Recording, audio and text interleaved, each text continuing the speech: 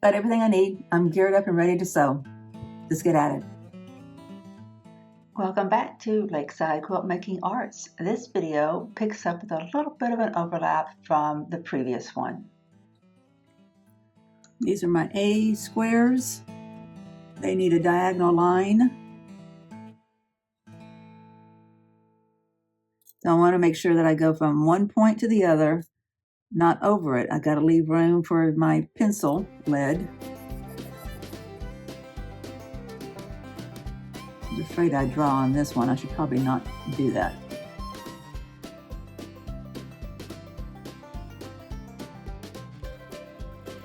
My A squares go on top of my B square.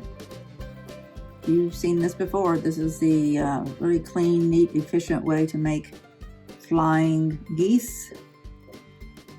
That's what I like about it, is that it's very efficient. There's very little waste this way. Even though you're upscaling the measurement a little bit, you have less waste than you have on the turn and flip kind.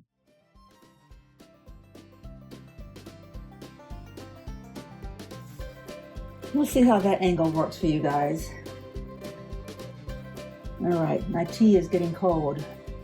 It was 42 degrees this morning whenever I came downstairs. I don't know what it was before that, but I think that's pretty chilly for us anyway here in North Alabama in April. Whoa. Nice there. It looked like my thread was broken. All right, this is a point where I don't want to break my thread and take this and turn it around and do anything. I will push it off the back because I'll be adding another round to my log cabin. So where do I go next if I've got a complete round? Well, the first one I put on was clearly this, so to the right-hand side. So the next layer, the next round of rectangles will go on the right-hand side. So I need to put a rectangle here. Let's see. That one's already in. I could do that. There's nothing wrong with it. This is always a nice one. I think I'll do that.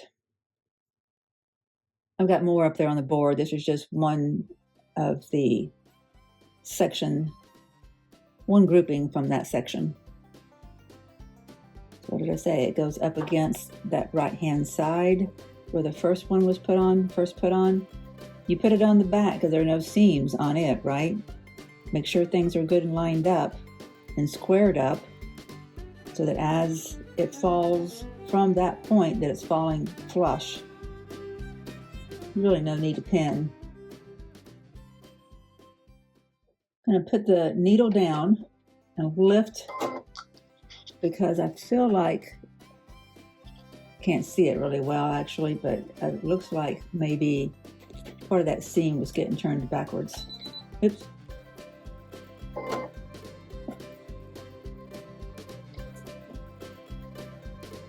Since the needle and the foot is holding it in place, I'm just realigning, moving forward.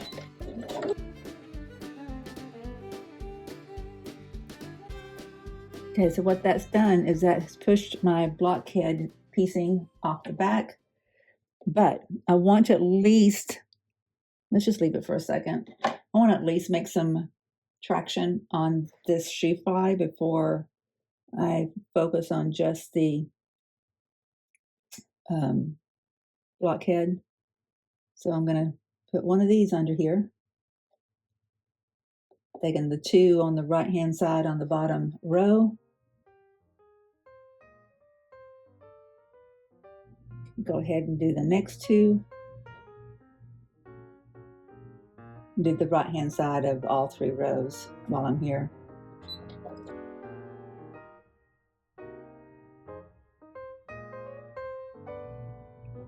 If you remember, the other one wasn't opened. I should have opened the other one. This action of putting the Shoofly through here is going to leave me with the log cabin and the blockhead freed from the machine.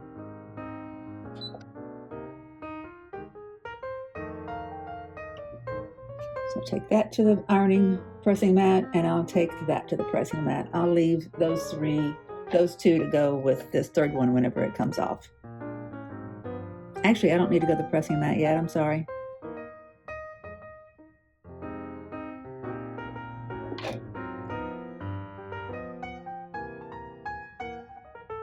Put this back through, just stitch on the other side of that drawn line. So to push that off, I need to do another layer here. Since I'm going to go to the pressing mat, I think I will go ahead and take the Shoofly pieces with me.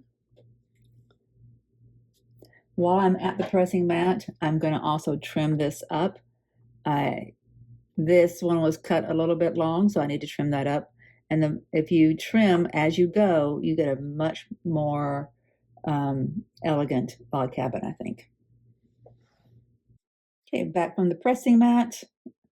Oh, I didn't trim these up. I'll trim those up on the next round. I don't want to put them in here yet. I don't know what I was thinking. But anyway, this one is ready for another round that goes here, right? Because we're going counterclockwise. So we're going to use this, which is the one I fell in love with as the background. Squaring it up at top. It's nicely flush along the top and along the side. It's especially all the way through that first seam. Putting my needle down while I reposition everything just to make sure nothing is sliding around.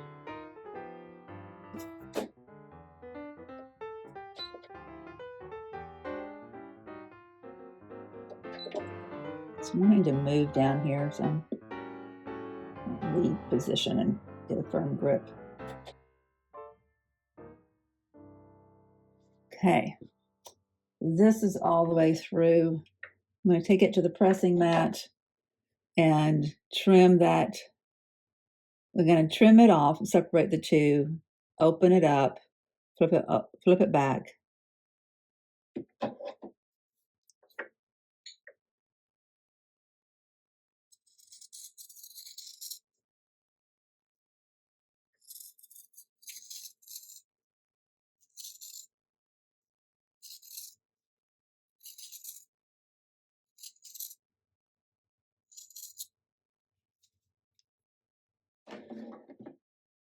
Okay, we're separated, and I'm going to take it to the pressing mat, open it up, press the seams open, and then bring it back here to put my last squares on to get my triangle, my flying geese. While I'm over there, I'm going to trim these up. Okay, we are ready to put our other triangles on. We put our square on, making sure our points go into that point, and that the other end is equally distributed between the two triangles down here. And I need to work on mine a little bit before I start to sew. That way you make sure things are lined up properly. And we sew a 1/4 inch, scant 1/4 inch on either side of that drawn line again. I'm going to do this next one.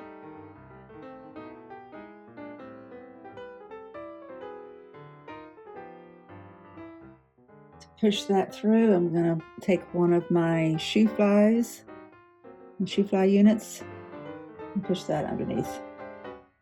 Putting my seam on the top side. Making sure my right angles go into my right angles. Do one more. I have 12 of these Shooflys to make, so it's good to make progress where I can. Last row.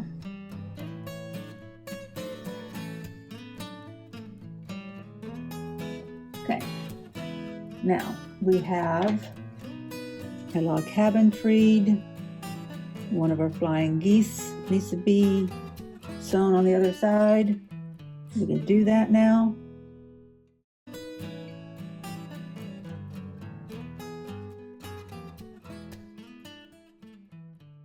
I have learned that I cannot take my eye off. I have to go slow because my scant 1/4 turns into an 8 really quickly. It's done that more than once. I don't know if it's this machine. I think I did a much better 1/4 inch, a much better consistent stitch on my Singer, and I don't know why. Is it because of the feed dogs? Is it my foot? I don't know. Maybe I should try a different foot. That would be a good thing to try. Okay. Before I can take these off, I want to take these to the pressing mat and to get trimmed. And then whenever they're ready to come back and I push them through again, this comes off the back and then it goes to the pressing mat in the next round. Okay. So I knew I was getting on my Shoofly, I knew that I was getting closer to a 1/4 inch on my seams, and it shows up on 2 of these because they're about a good 1/8 of an inch shorter than one of them. It will all be okay. It's all sins that are forgivable. Put another round of the log cabin underneath here, free this up, and I'll probably also, while I'm sitting here, sew a little bit more on the Shoofly, connecting my rows before I take that over. Okay, I need to pick out, I need to put one here, and what colors do I have in there already? I'm gonna add a lighter blue, kind of a blue jean look to it. Squaring things up at the top, nice and flush. Making sure it's following along the length. Putting that needle down while I get readjusted here.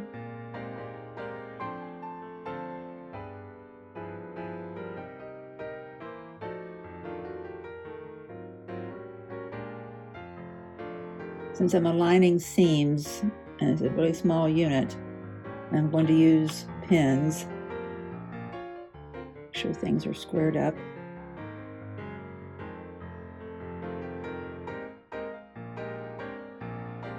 So there's a rule of thumb that if you have any gap, let me put this in here before I do this. So there's a rule of thumb that when you match up your seams and you have any gap in one layer versus the other, you can see how this lighter fabric has a little bit of extra in it. You put that on the bottom side so that you're sewing like this. That way the feed dogs can help pull in that fabric and ease it in together. And it's amazing. There's hardly any gap there, hardly any. So it won't have any problem. But I've seen feed dogs work magic using this technique.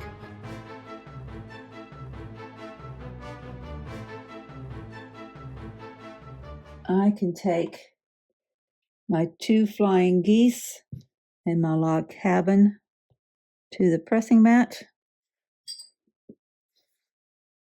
and to get trimmed. I can actually cut this open here. These Fiskar scissors are fine for this. They cut nice and straight and easy enough, and it's not hard on my hand. They're kind of spring activated, so it helps.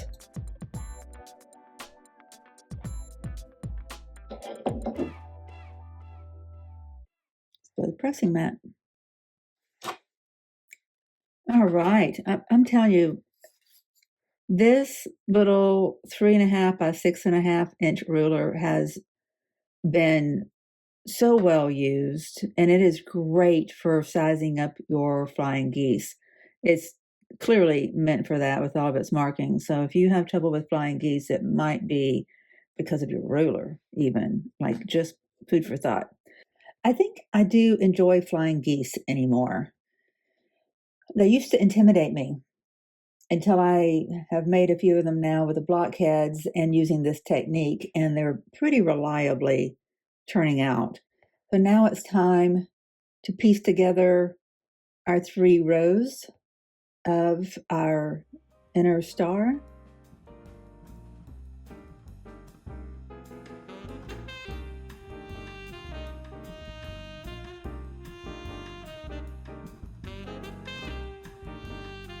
I'd really, in the 10 minutes that I have left, I'd really like to make sure I get this smaller square done, smaller star done. I'll just feel better about what I have left to do when I get back. So what do we have on the back? We have our Shoofly which I can add my other row to push this off the back. I can add that pretty quickly here.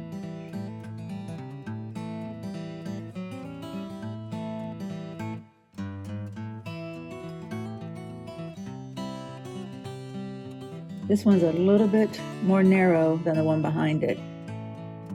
I'm going to put a pin. I pulled it taut without really stretching it. I made up a hair's width or so.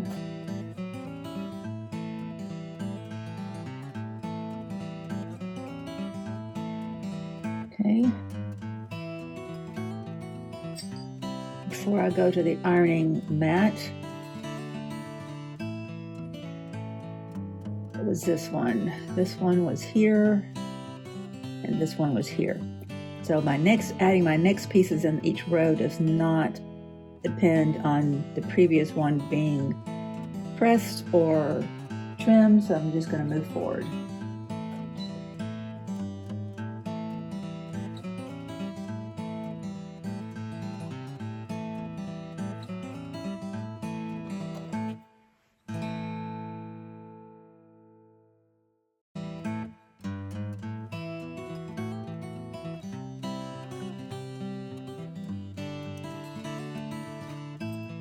Okay, I need to go to the pressing mat. Where is my log cabin?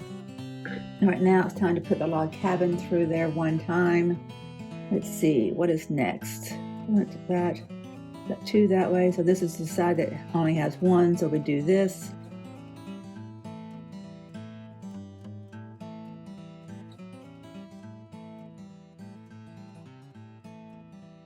I am pretty sure that on that round, my 1/4 inch seam was a fat 1/4 inch seam instead of a scant 1/4 inch. I was trying to sit more erect, and that put my line of sight a little bit askew. Okay, I'm going to press these quickly, and I really want to get these sewn together before I have to leave. I'm doing okay on time. Okay, the camera got bumped and I didn't notice it, so some video will be lost. I don't know what, I can't take time right now to figure that out because I've got to leave. But wanted to show you the Shoofly. It's not pressed, but it's kind of cute, I think. I like these little 3-inch blocks a lot. All right, and I put my other round on my log cabin. Got the center part of my Blockhead 16 inner star. That goes like that. We're going to do this.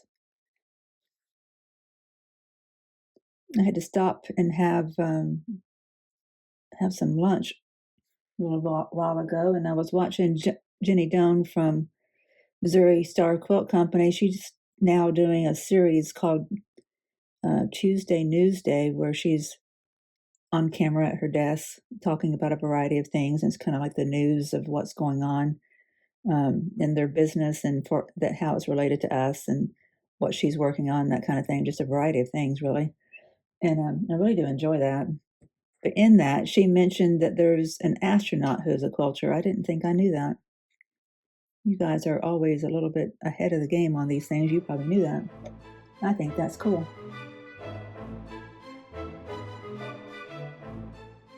I need to take this to the pressing mat and get it ready for another round so I can take this off. Actually, since I'm in a rush, I'm just going to take it off and take just this to the mat. Actually, I don't have to do that yet. Oh my goodness, my points and all are really looking nice on this one. I probably just jinxed the next set though. It's encouraging. I'll come back and be all cocky though and goof up big time on the rest of it. Hopefully I can get the rest of it done when I get back and still be able to edit. I like releasing at the same time every day. I'm not 100% certain how much it matters to YouTube. I've read that it matters, and then I've read that it doesn't matter. All I know is I'm one person running this show. I'm creating the content, filming it, and editing it and getting it up. And I can only do what I can do.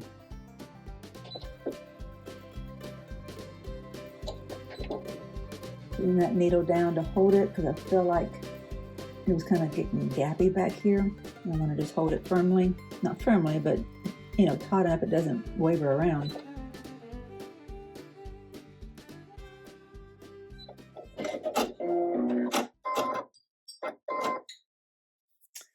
Okay, I'm going to press that pretty little thing. Isn't that beautiful? I want to point out something that I should have thought about. See how on these points, this lattice, that's the design, is that there's a vine growing through lattice. It runs pretty parallel to the seam, which is nice. Over here, not so much. Isn't anyone really going to notice? Probably not, but we need to pay attention to those things if we want to. We don't have to. Look at how fortuitous this was. Look at how it looks like this lattice goes directly over to the other side. That's happenstance. It's doing it here too. But that's the kind of thing a more experienced quilter would pay attention to, and would help them if they're entering a show, would help increase their chances significantly. Okay, I'm going to press real quick and trim it. All right, it is pressed and trimmed and beautiful. So the center of our block is done. We just need to do the same thing. How much of this can you see in your view? With this, and these. We'll get there. I'm pretty sure we'll get this done. These still need to go to the pressing mat. I'm going to take them to the pressing mat now and head off to town. Well, that only took like 3.5 hours, which is not really that bad. And I ate in that time frame. So I'm good to go. We're going to be able to finish this block. You just hang tight. I promise you it's going to get done. What I'm doing next is the bigger star. This block is called a double star by Joanna Figueroa. And I can't pronounce her name properly, I don't think. And I noticed I misspelled it on one of my videos, and I hate doing that because when I'm doing that, putting down someone's name, I'm actually referencing it. So I just mistyped. Anyway, this is what we're doing next.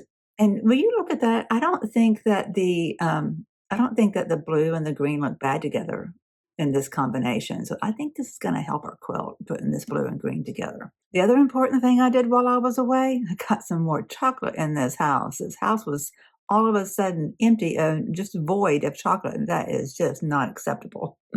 First thing I'm going to do is go back and watch this previous Wednesday's video for creating this block. And I believe that's the one in which the presenter showed us how to work with stripes so that we always get our stripes going in the same direction that we want them to be going in.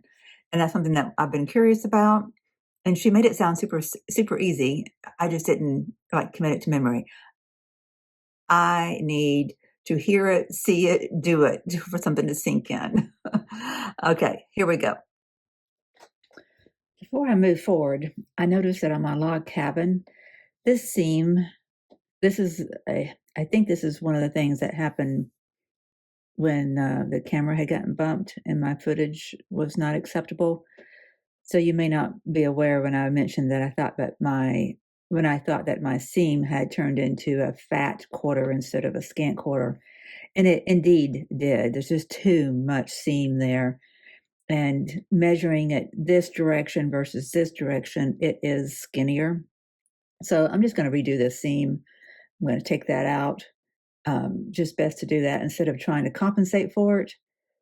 It's just best to deal with it. Now I am working with either 1.8 or 1.6, and that kind of seam allowance, that kind of stitch length makes it fairly easy to take out. Got to hold the fabrics equally for this to work. There you go, just like that. Just like that. I love it. I used to hate doing that. Now I don't mind it. I'm going to press it quickly so that it lies more nicely, so it behaves. I didn't do an intense press job, just getting it to behave a little bit better.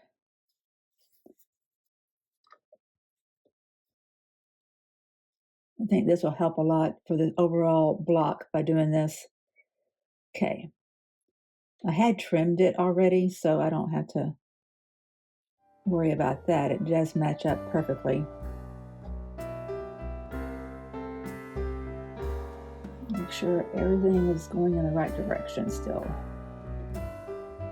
So I put that needle down so it helps hold it along with the foot.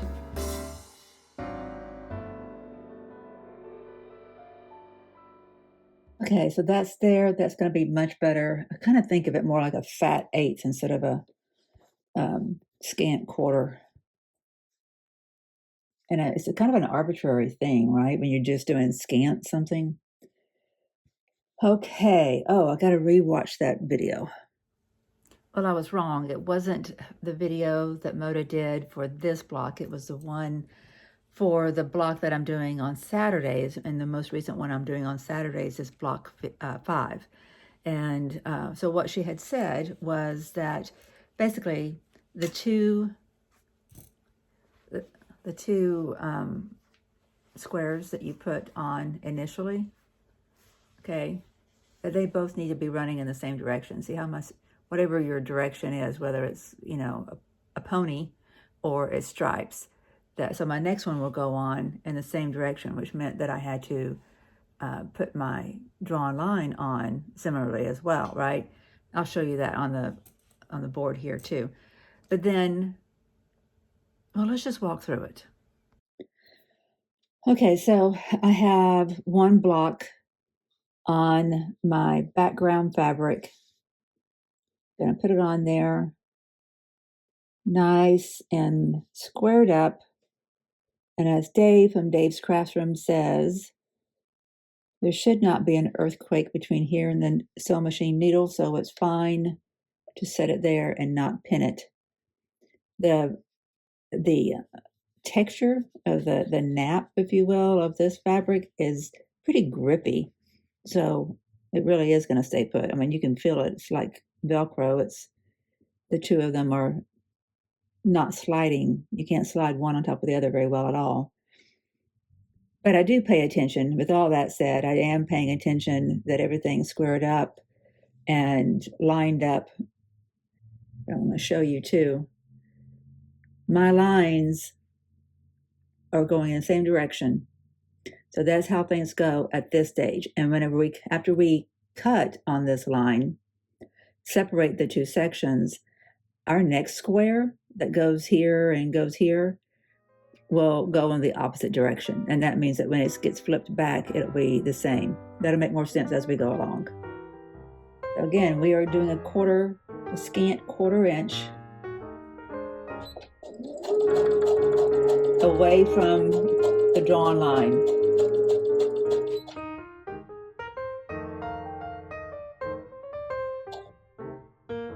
I've been holding this one where it meets up with this first one. I've been holding that with my finger so it's not slid any, so I'm fine to move forward. But now that the needle has grabbed it, I want to just make sure everything is lined up all the way down to here, make sure there's been no shifting. I think we're good so far.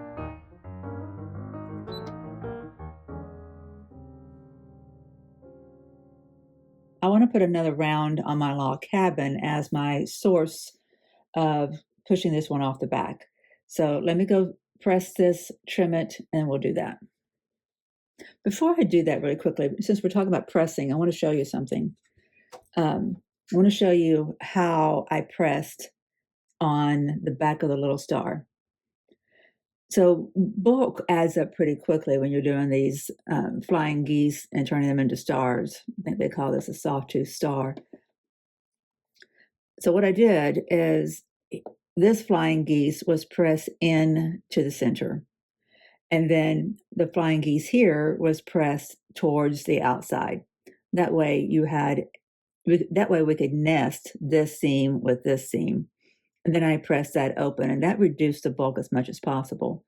And same here on my flying geese, I found it better if one side is flat and the other side is pressed to one side. I feel like my point is the flattest it can be.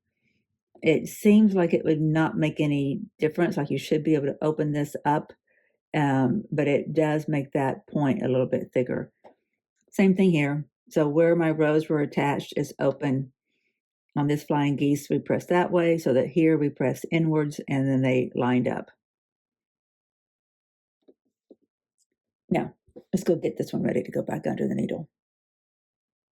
All right, let's push this log cabin through. When I sized up the log cabin just now, it's falling underneath 6.5. It's more like 6.25. So I think it's going to be really important that I do a fat 1/8 seam on this next round to try to make up for that difference.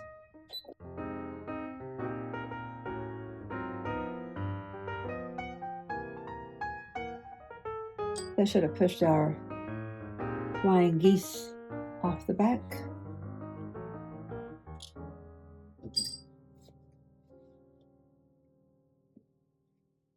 Yeah, my blue thread that I'm using, it has not been a problem so far. I don't know if you can tell, like you cannot tell that there's blue thread in there. You can tell on the back side, but it just makes it easier for doing my dark blocks, the Shoofly and the log cabin, if I'm using my dark blue fabric thread.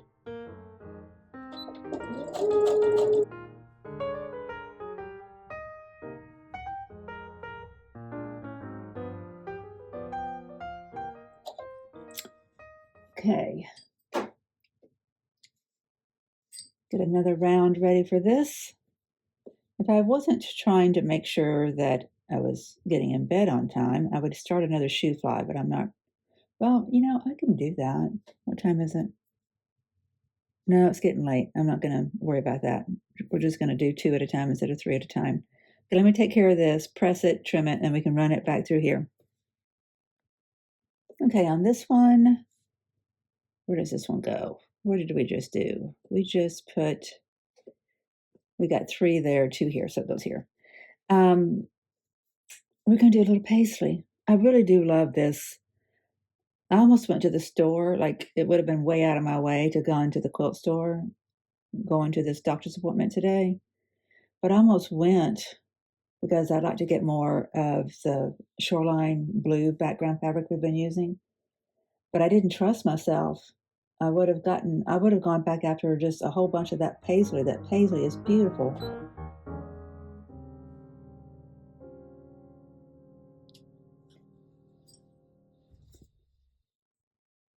All right, we are ready to cut our flying geese apart.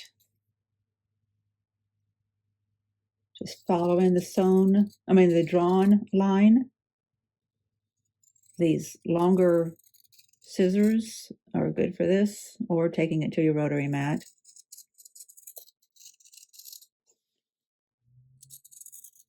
There's not much to complain about with these scissors.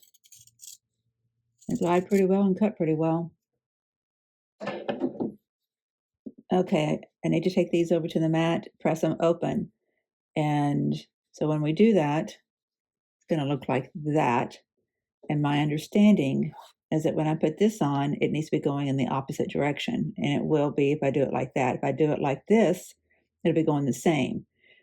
But it needs to go like that, so that whenever it's flipped back like that, it's going horizontal like that one. Does that make sense? And when this one's flipped back, it's going vertical like that one.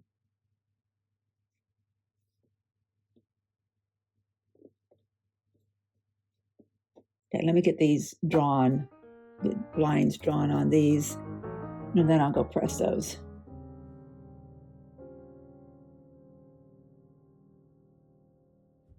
So I had to make sure, I had to think about which way I'm going to put my drawn line too.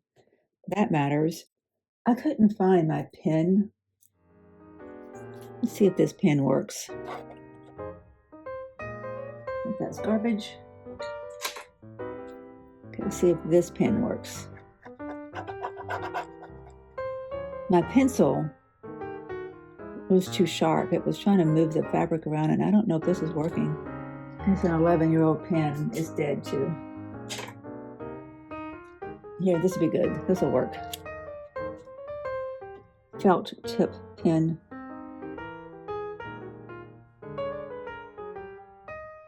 I need to draw it this direction because that's going to have to go on there like that. So I need to draw it this direction. I need to make sure I did the other one right. To make sure I did it based off how the flying geese will be once it's pressed.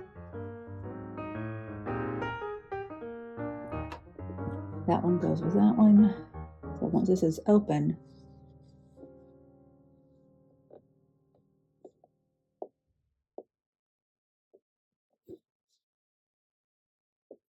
nope, I did that one wrong.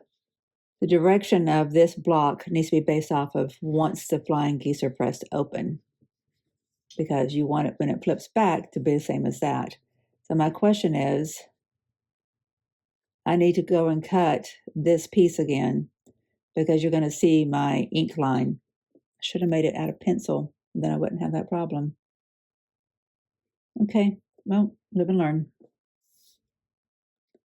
So this one that I had, this one will just go in my scrap section. I set it to the side. And before I draw on this one, I'm going to double check.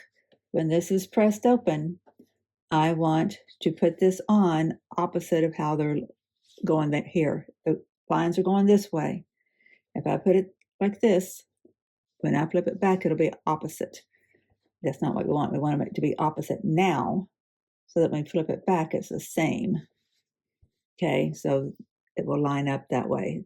Horizontal, horizontal. So my drawn line has to go across this way. Okay, I'm going to go press these open. Come right back. Okay, it's all pressed. Like, I'll show you this one. I pressed them open, and I pressed flip the wings back of my geese, and then on that seam, I pressed it open. All right, got a square down here. It's going in the opposite directions of the wings that are on there. Squared up, the right angles are squared up, and it's coming right down into the center. That line needs to be at the very, where your peaks or the valley of your wings are, is right where that stitch line, that drawn line needs to be. You probably can't see it through the screen, but that drawn line is right here, right there. And it goes on out. So it's lined up perfectly. So everything should go splendidly. Scant 1/4 inch, coming right up.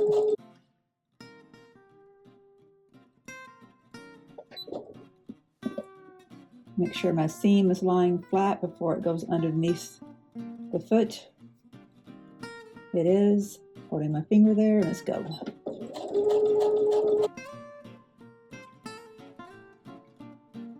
Same thing here. It's lined up. And my drawn line is right in that valley. Good to go.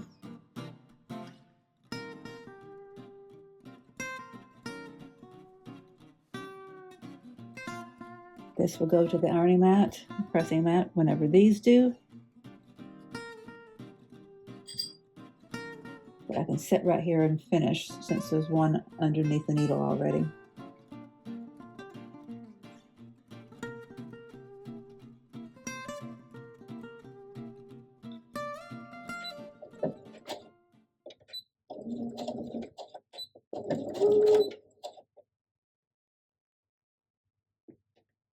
Okay, let me stick to my guns here. I'm going to get another round on here. I've got three, so I need another one that goes here. Let me take this off to the pressing mat, and I'll come back.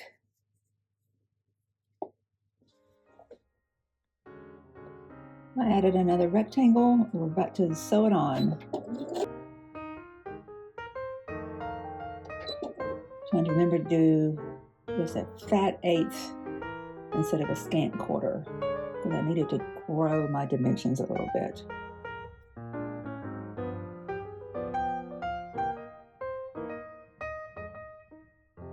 Okay, now my flying geese are free. They go, actually, well, let's cut them open while we're sitting here. This is always the exciting part. Very satisfying.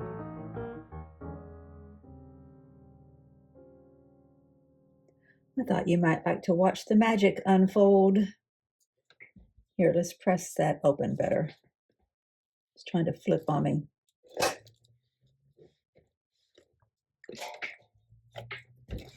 And by pressing on that seam that we're about to work on, it loosens those fibers. A little bit of heat just loosens them up a little bit. Makes them just a little bit more pliable. Get in there, just do a trial run with the pressing down with my tool or fingers, whatever you want to do.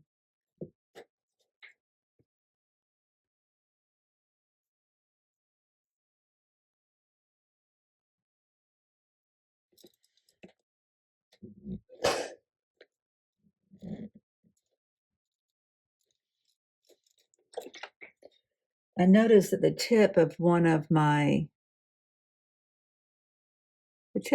pieces of fabric wanted to turn backwards while I was sewing. So that might have added some bulk there, but it feels fine. Isn't that pretty? First one's done, ready to be trimmed. And I gotta say, I love it when I can see that I've got more than a 1/4 inch from that peak, that point, to here. That means I've sewn well, pieced well, and I've got some to cut off so that I can make this the perfect size that it's supposed to be.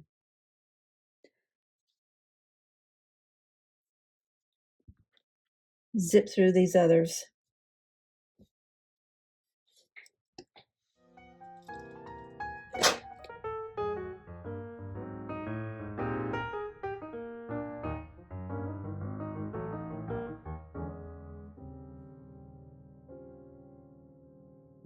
I saw it happen when those tips went backwards and went under the sewing needle. I should have done something about it then. But at the time I was thinking, oh, that shouldn't matter. Well, it's going to matter. When I put this star together, it'll matter. Anytime you've got extra bulk, it matters.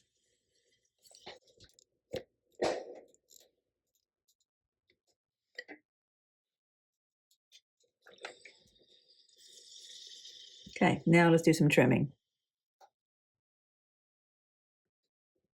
I thought I was recording. I've already cut this one up pretty good, but I'll let you watch the next one. But we'll just do one together so you don't have to watch that. This one is a 3.5 by 6.5 now. Set it aside, we do 3 more. I start with this side because this is the most critical in my opinion. And I've got these lovely lines on this ruler right here. I put the apex of that triangle right there. And then if my point of this is right there, then I know that from that point over, I'm going to have a 1/4 inch once I take my rotary blade to everything on this side. Got these lovely diagonal lines to go along the diagonal of the triangle.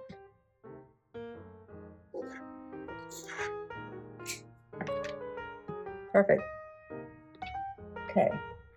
Now we got to do on either side. I need a 3.25 inch line. This ruler has one.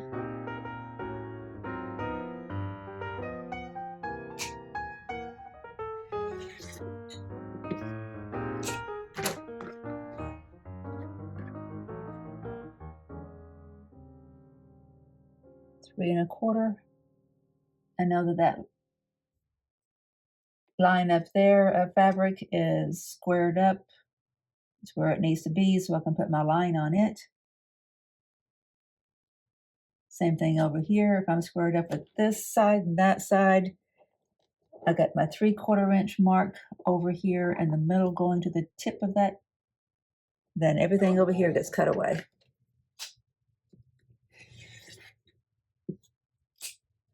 Now I need to do this. It's supposed to be 3.5.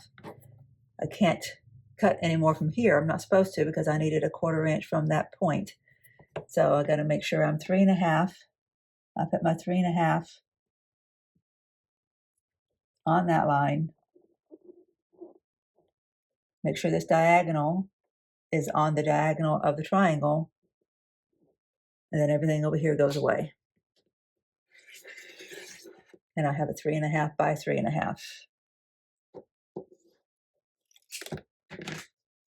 And it is an exact match for the other one.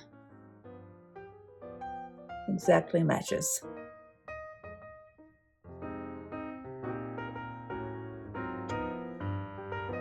I'll do these next two and not make you watch it.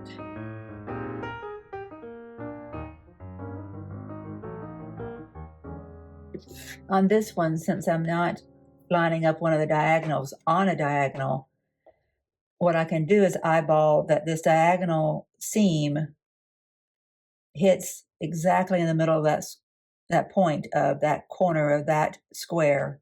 Same thing here, same thing here. So I know it's going in the right direction. I could slant just slightly.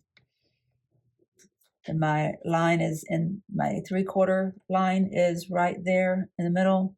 So everything's good.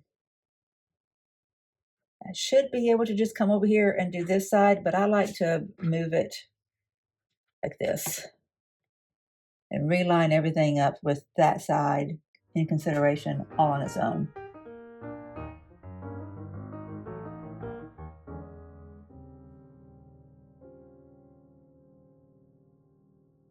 All right, we've got all 4 done. We're going back to the machine.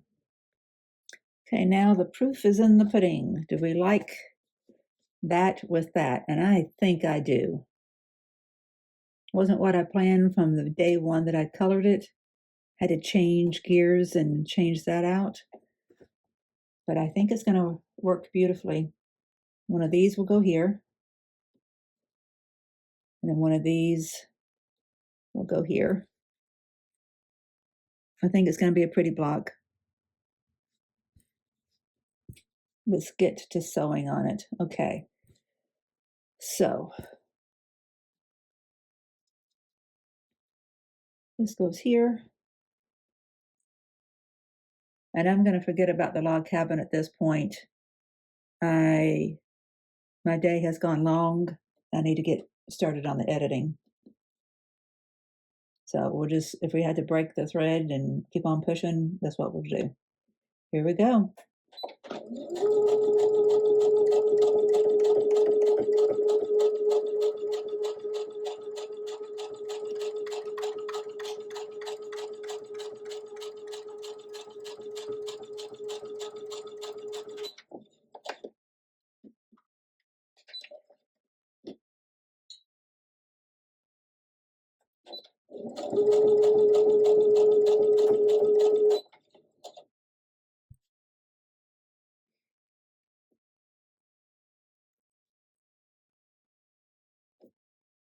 I always like to start on each row. I don't know why, working from the right to the left. Maybe others should do it the other way, left to right, like you read, left to right.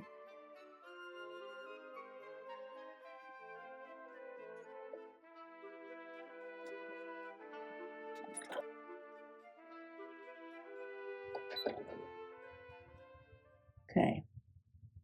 Important to line things up well. We've got one of those all important points coming up.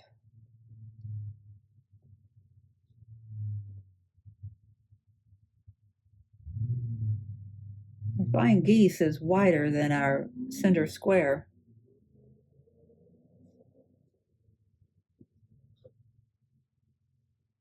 I'm going to backtrack for a second.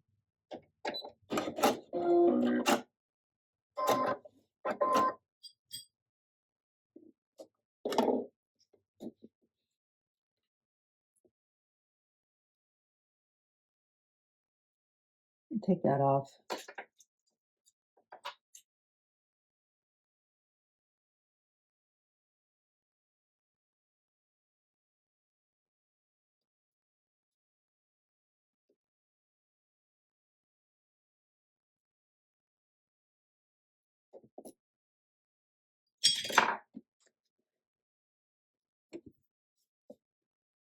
Okay, I'm putting this point with that point. It doesn't look like it's bad off, just like a 1/16 of an inch on each side, which is good. My points down here will probably get cut off eventually. Okay, so what I'm going to do is I'm not going to start this fabric. I'm not going to line them up flush. I'm going to set this one proud of the other one by about a 1/16 of an inch. Because it's more important, I think, that my points don't look like they're wonky, like they need to line up in the center of the other star.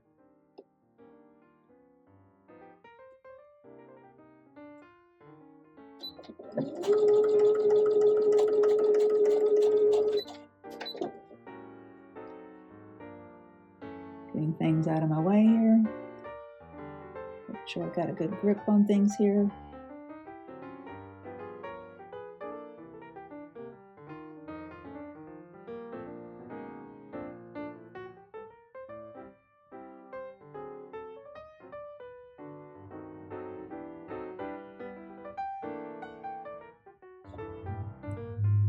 Okay.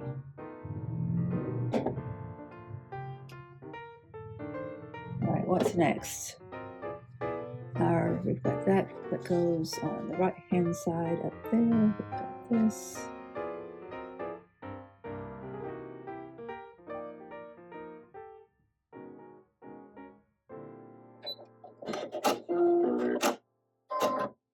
I don't like how that got pulled underneath the needle. I'm going to take that out. It's easier to fix it now than to try to fix it along the length of the seam or to make up for the mistake.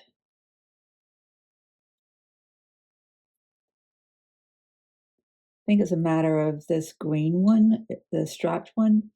It's pretty grippy, and I think it just got gripped and pulled underneath there a little bit quicker than this slippery one on top did. Sometimes I guess it's probably good to slide a pin in.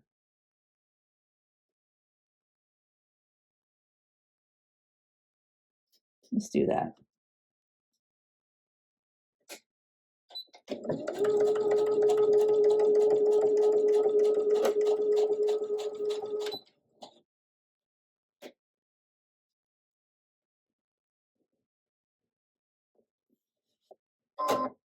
Oops, didn't mean to do that. But now that I did, let's make sure I put it back down where it belongs. My leg just kind of moved and it lifted the, yeah, should be good.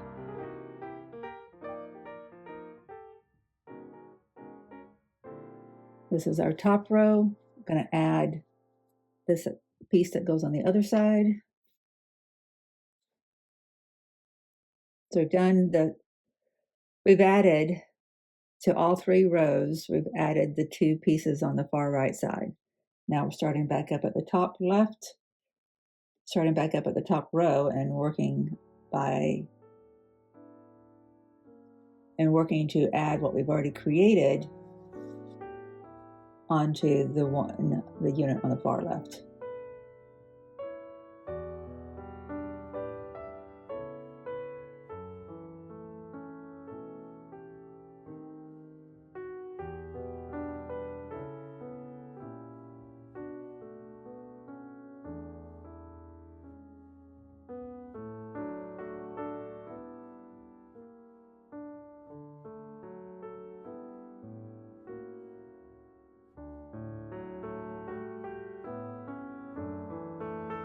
Add the left unit to the bottom row. Then we can press everything, trim everything, and then put our rows together.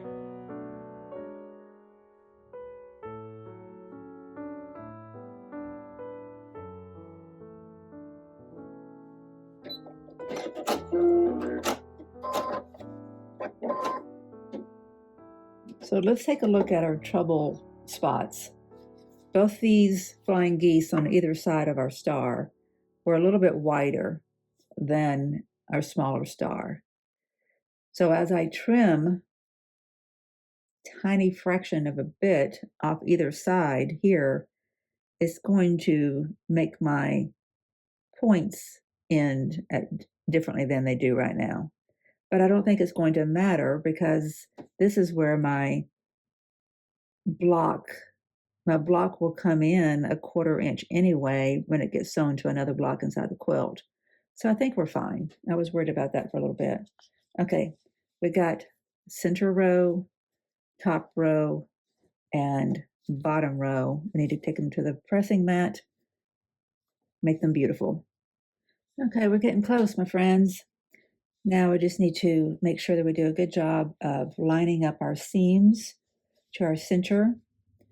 And what I'm learning is that when I'm going to be putting flying geese onto a square, a center square that has been pieced, it's really important to do that scant 1/4 inch that I keep on complaining about. And how you press and how flatly you press. I think, some of my seams could be a little bit flatter. They're not bad. I'm not complaining about them, but I'm just trying to figure out how this shrunk up like a good 16th on either side and almost an eighth. No, just a 16th. But it makes a difference, right? Because that's a good eighth difference. So it just matters now how I piece this on so that it is not shortchanged. The overall size of the block is not shortchanged. Okay, so this will go like that.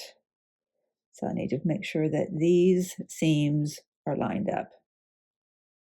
I've got them pressed open back here, and I got them turned to the side here because there's no seams over here, and it takes away some of the bulk because there is a diagonal here.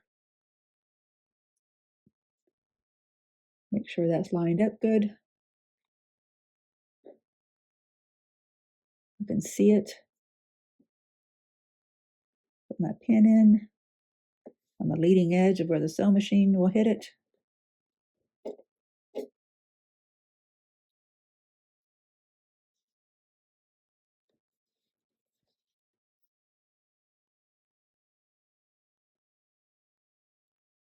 And I don't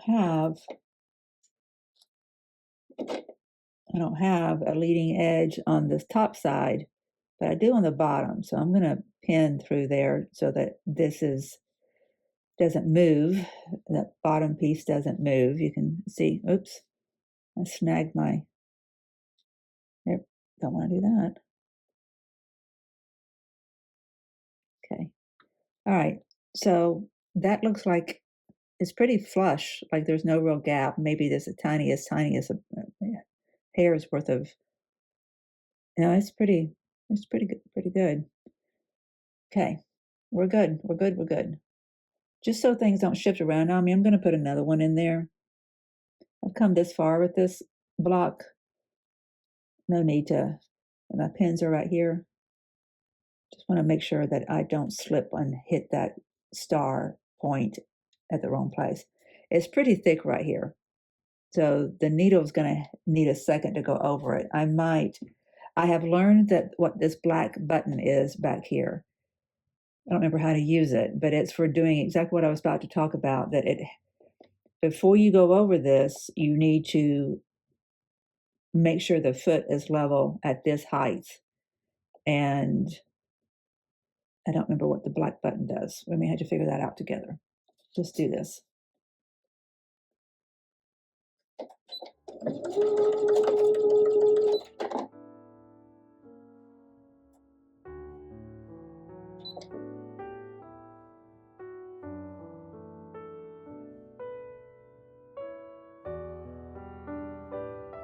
Gonna get just another stitch or two closer. Put my needle down, and I think,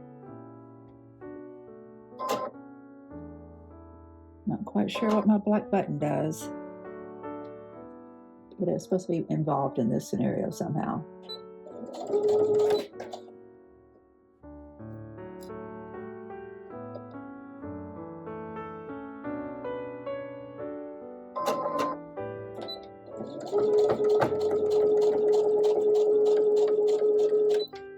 By making sure that this was level on top of the bulk, things didn't slide around.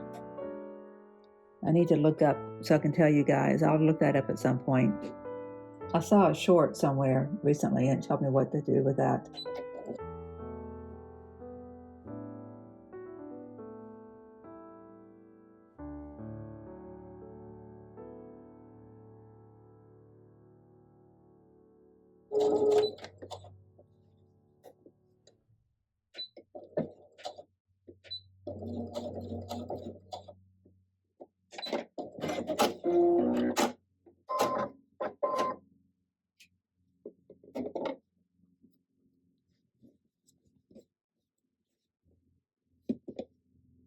Yep.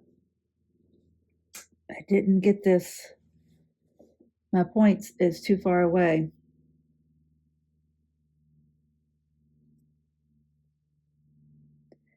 I need to go back over that section.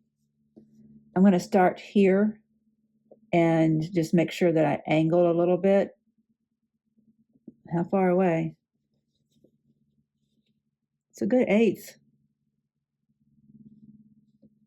All my other points look good. I don't want to shortchange that one. So let's do that.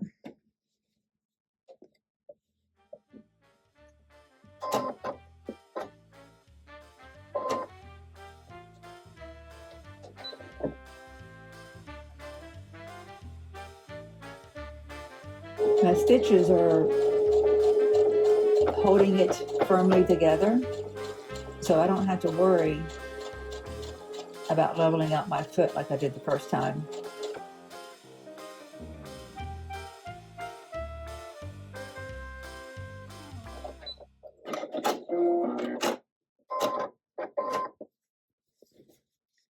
Much better. Much, much better. It's precise, actually. Precise. Okay. Precise is good. Let's see what we can do with this one. Not time to get cocky. Start on our leading edge.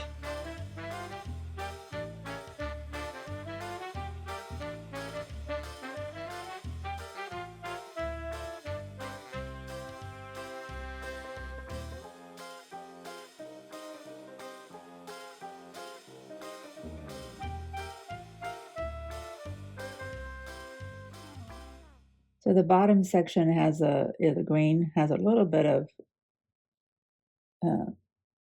just a little bit too gappy. Just make sure that gappiness is equally dispersed on either side.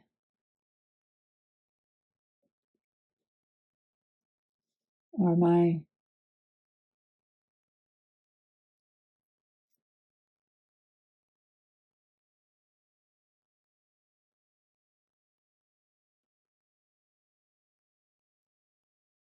that seam was not exactly matched up. That's going to help a little bit. This seam wasn't either. See, I got a little cocky and I'm just flying through things.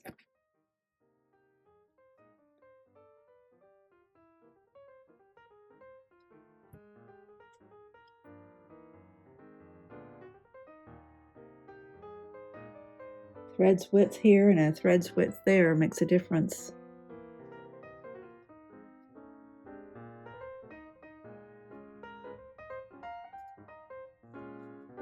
Much better.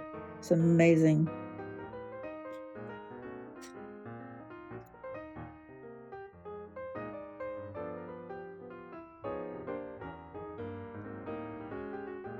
Okay.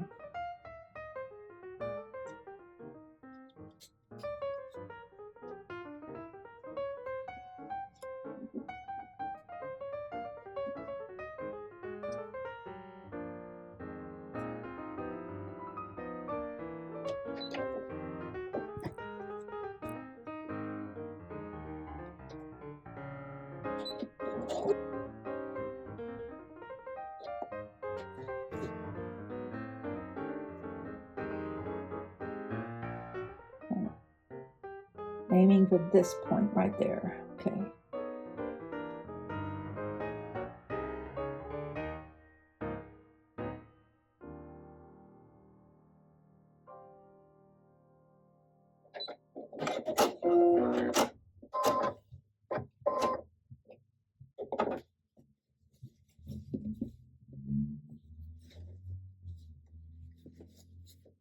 Perfect. All the way around. I love this block. I'm going to go press it and then we'll get it on the wall. Oh, there you have it. There's block 16, Joanna Figueroa's. I'm looking at it on the wall. I'm going to put it on the screen for you. I've taken a picture of it so that you can see it. So I didn't have to move all these lights and everything, so that just make it a little bit quicker for me so I can get to the editing of this video. My day has gone long, as you know. I thoroughly enjoyed this block.